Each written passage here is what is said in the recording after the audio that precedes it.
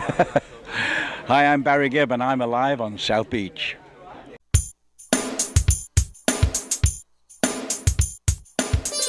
Hi, I'm Dena Stewart, And I'm Stewart, and we're alive on South Beach.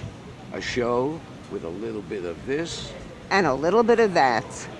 One of our favorite activities is going to the Adrian Arsh Center for the Performing Arts. You never know what you're going to see there. Well, the shows are very different. You know, in addition to having the big celebrities perform their concert shows and having the road shows of Broadway companies come through, they find these little theater groups that do something different. So it's not the same old, same old. We're on the stage of the Opera House at the Adrian Arts Theater, and we're here to see a really unusual show called Circopolis. Where did the idea come from? Do you know? The idea for Circopolis, it's really a fusion of kind of the themes from the old movie Metropolis. It's really industrial and kind of like a rigid workplace world, and then you see kind of bursts of creativity and individuality that come through. How did you get involved? Did you run away and just join the circus? No, I was a gymnast. I was on the Olympic team in 2000 for Canada, and then Cirque du Soleil recruited me after my career in gymnastics. So then I ran away with the circus for 8 years. It looks fantastic. Thank you. And I'm really tempted to say, can I climb the pole? But I'm smart enough to know I'm in no shape for that. I think you need good insurances for that. Now for something really different.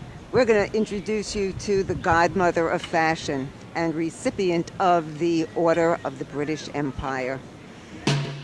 In the 60s, America experienced a revolution. No, not from this country, but from England.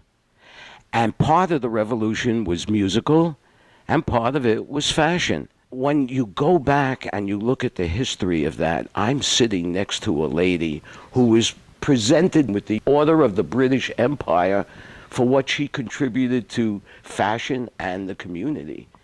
This is Barbara Holonicki, who is really the godmother of fashion of the 60s. Give us a vision of what the London nightlife, fashion, celebrity connection was like at that time. Well, funnily enough, what happened in England at that time is that there was sort of like two generations, like now, but much stronger, that the older generation was so Victorian and so stuffy that it just didn't work with the young people. I went to art school. I wanted to do fashion where it was a art school, very sort of art orientated, painting, and they used to call me, oh, you're one of those, go over there, you know. So you were always one of those when you were doing fashion, because fashion was just not fashionable, I tell you. But I graduated, and then I started working for a lot of newspapers who used to send you to Paris. So I was going to all the shows, you see. I was so lucky to see all the fashion shows, like Dior, Balenciaga, Givenchy, and all those. And I said, I think this is so boring. I can't stand it. I can't look at 150 black dresses at Dior, the same dress coming by, you know. So you went like, and I had nothing to wear. I'm earning money, and there's nowhere to shop. Yeah. How did you go from being a mail order? What was the next step in building your business? We keep passing this wonderful little shop. We took that premises as a warehouse, you know, to hang the stuff that was going to be sent. And one day, I just had the door open to the outside, and suddenly this room was filled with people trying on clothes, one dress and one size. It became Biba Postal Boutique.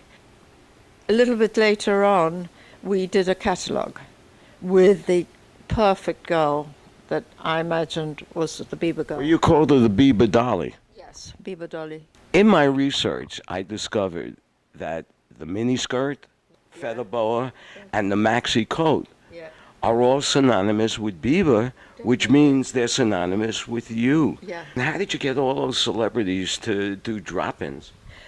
Because, I mean, say like in the first shop, all the Rolling Stones and the Beatles had girlfriends who were in the shop, brought the girls in the shop. It was a very tight sort of little society, and they weren't famous then. Well, how do you think Bieber would fare today, being on South Beach? Would there be a lot of Bieber wearers in the crowd? Oh, yes, my God. Among the activities that I know Stewart likes best is Swim Week. Yes. This is why.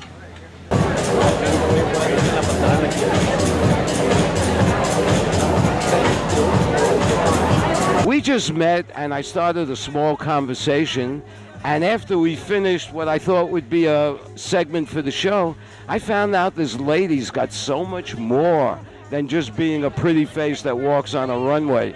Explain a little bit about, what you do besides looking so pretty. So I act and model in LA and all across the US, and I actually used to be a consultant and in finance. And then I said, hey, I really want to pursue my passions in acting and modeling, and so you can see me on commercials and TV shows and also in fashion publications. So it's awesome. It's been a fun run. It's been so much fun. Recently one of the iconic hotels on Collins Avenue, the Sagamore, was sold. And there was a rumor that this year they would not be sponsoring the best breakfast brunch event of Art Basel at their hotel. So we went over to meet the new owners and we asked them about it, and this is what they said. Yes. We're at one of the most iconic hotels on South Beach, the Sagamore, which was recently bought and has new ownership.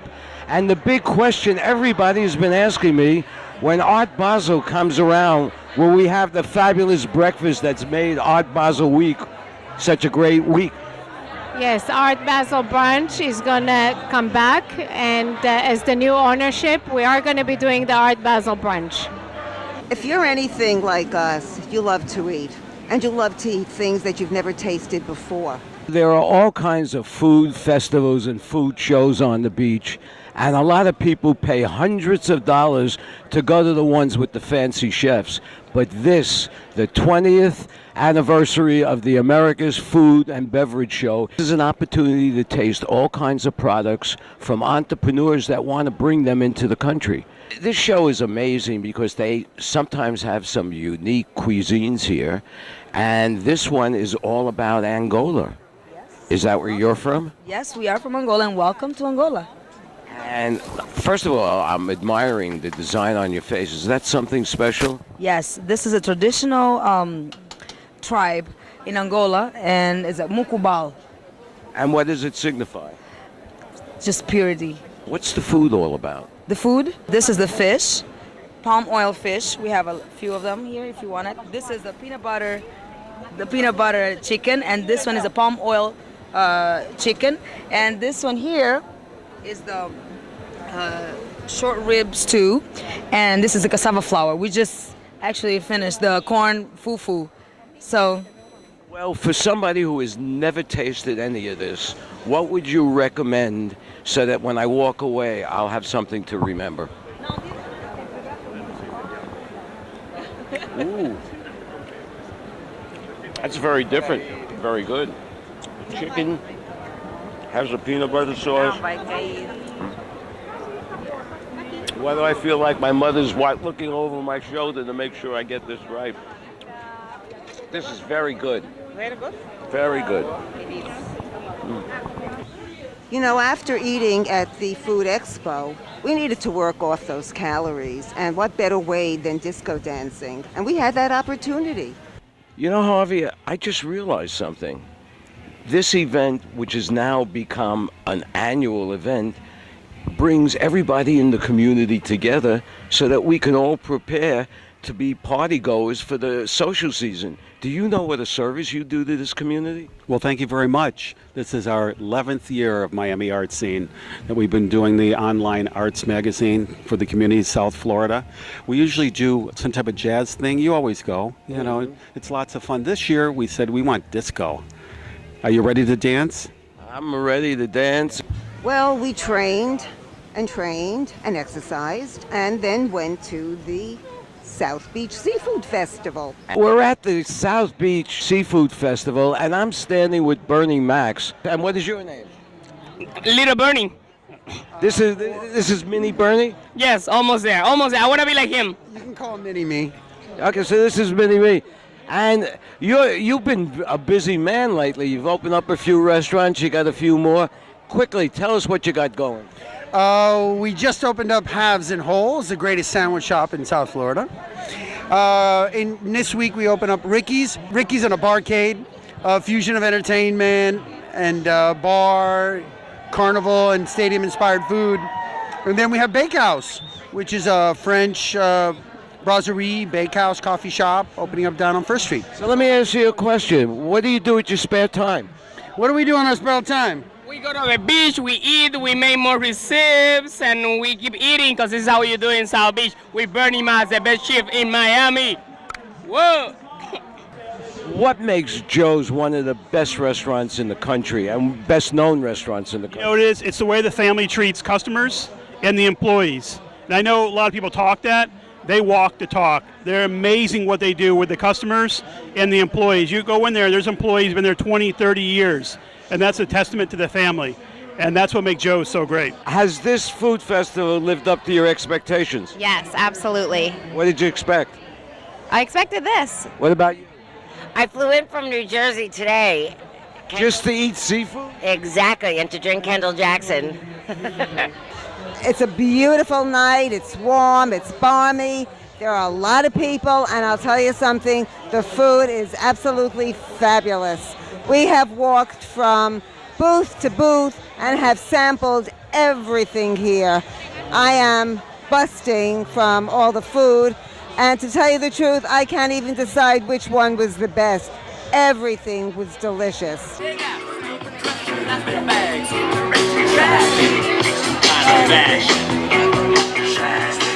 You never know who you're going to bump into at a food festival, and I just met Mike and Gina. And where are you guys from? Fort Lauderdale. Fort Lauderdale. And you came down here just for the food festival? We did. And it's outstanding, I must say. Yeah, how much did you eat? 2. Much. Now, what's going to happen, when you go home and you're going to say, I can't believe I ate all that stuff? You're going to exercise, or you're just going to go out and have dinner? Plop, plop, fizz, fizz. Oh, what a relief it is. No. I was thinking more like sexercise, but... Well, this brings our show to an end. I'm Dena Stewart. And I'm Stewart. And we're at the cafe at Books and Books on Lincoln Road. And we're alive on South Beach. syndicatednews.net. Take 48. Hi, I'm Tara Solomon, and I'm alive on South Beach.